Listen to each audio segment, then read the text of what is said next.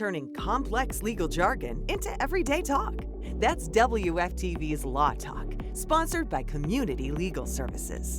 Hello and welcome to WFTV's Law Talk, a show where we champion the law and help provide legal access for all. I'm Christopher Heath, and alongside me is Jeff Harvey, the CEO of Community Legal Services. Today we have a special guest who embodies the spirit of justice and advocacy. As the top federal prosecutor in our region, our guest was at the forefront of combating crime, protecting our communities, and upholding the rule of law. So join us for an insightful conversation with United States Attorney Roger Handberg as we work towards a more just and equitable society. You're watching Law Talk. All right, welcome back to Law Talk. We are joined by Roger Handberg, the U.S. Attorney for the Middle District. What exactly is the U.S. Attorney for the Middle District? Kind of give us a table setter for that. Yeah, no, thank you so much for having me here today. So as the United States Attorney for the Middle District of Florida, I'm the Chief Federal Law Enforcement Officer for 35 counties in the state of Florida. There are 93 U.S. attorneys in the country. We've got 3 here in Florida, northern, middle, and southern districts of Florida.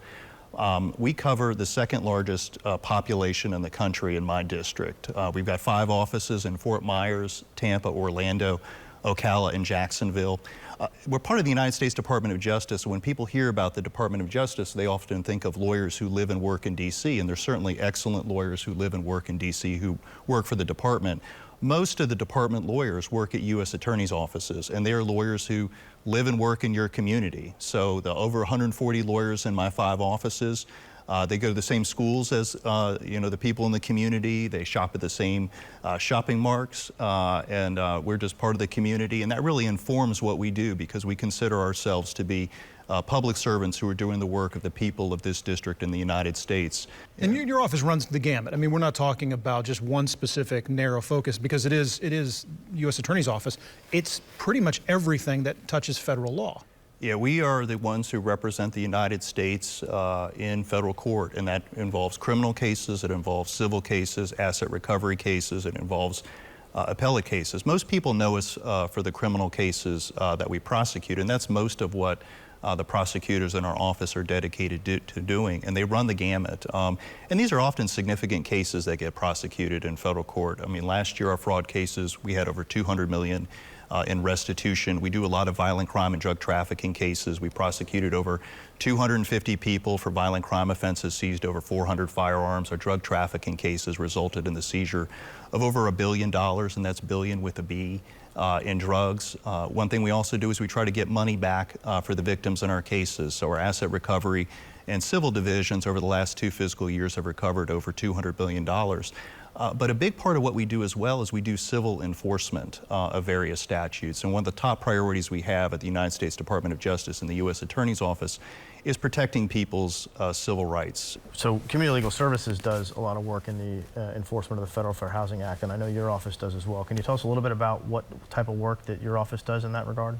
So yes, so the Fair Housing Act is one of the important civil rights protections that people have. It protects people against discrimination due to a number of different protected classifications. So what is discrimination? I mean, discrimination is basically treating someone differently than how you treat other people. And there's 2 parts to fair housing. Is you have to have discrimination, and it has to be because of someone's race, their color, their religion, their sex, their handicap, their familial status, or their national origin. And if you have one of those situations, there's protections that exist under federal law. And we try to get those cases. We try to encourage people to bring those cases to us so we can look at them and remedy those. And we've had a lot of great successes, I think, in doing those cases. And they really run the gamut. We had the redlining case that I mentioned, which over the course of 5 years, and this was from 2016 to 2021, it was alleged that a bank in Jacksonville was treating the people in majority Black and Hispanic areas differently than other parts. And a lot of it's data driven. I mean, that's what we try to do. We follow the evidence where it takes us. In that case, we can compare that bank to other peer lenders and see that other peer lenders are lending at 3.5 times the rate. And Roger, that redlining case, that's out of Jacksonville, but this is something that it doesn't really matter whether we're talking about Jacksonville, Orlando, or Tampa. This is across the state of Florida. It's happening in our community. Yeah, so we're always on the lookout for these practices, and we don't ever think or limit ourselves to thinking that they're limited to one particular part of our district. So if you look at the fair housing cases that we've had the opportunity to do, some have been in Jacksonville, some have been in Tampa, some have been in Orlando, and some have been in all places in between. And so we're always on the lookout here in Central Florida for any possible Fair Housing Act violation, whether it's redlining or whether it's any of the other types of discriminatory practices that are out there, so we can try to do justice for the people in those cases. So Roger, I have one final question for you. If there's one thing that you can share with the people of Central Florida about the fair housing law, something that they should know or that they need to know, or even a resource that they should look for, what would it be? What I would tell people is you are not alone. So when these acts of discrimination happen, when someone feels like they're being treated differently because of one of those reasons that they shouldn't be treated differently, their race, religion, all those different things that I mentioned before, a lot of times they're going to feel lonely. They're going to feel like they have no one who can potentially help them.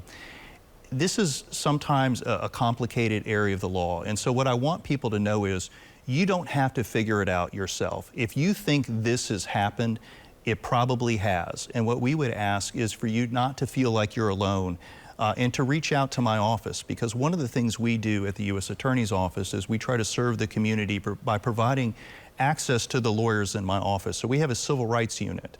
And if you search on the internet for U.S. Attorney Orlando, you will find an email address and you'll find a phone number for the people in our civil rights unit. And even if it's not something we can help you with, we can point you in the direction of someone who might be able to help you.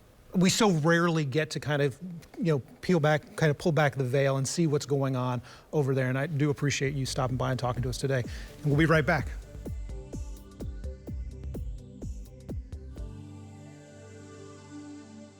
All right, Jeff, I got to tell you, having Roger here, it's fascinating because you so rarely get to sit down and talk to a U.S. attorney and to kind of, hear him talk about, it's not just those high-profile criminal cases, it's the civil stuff. It's the things that are just part of our community that his office is doing. Indeed it was. And if you or someone you know is in need of assistance, please do not hesitate to reach out. And if you have any questions, are in need of legal assistance, or would like to learn more, reach out to CLS at legalaccessforall.org or visit wftv.com/legal. Till next time, thanks for watching WFTV's Law Talk. WFTV's Law Talk is sponsored by Community Legal Services.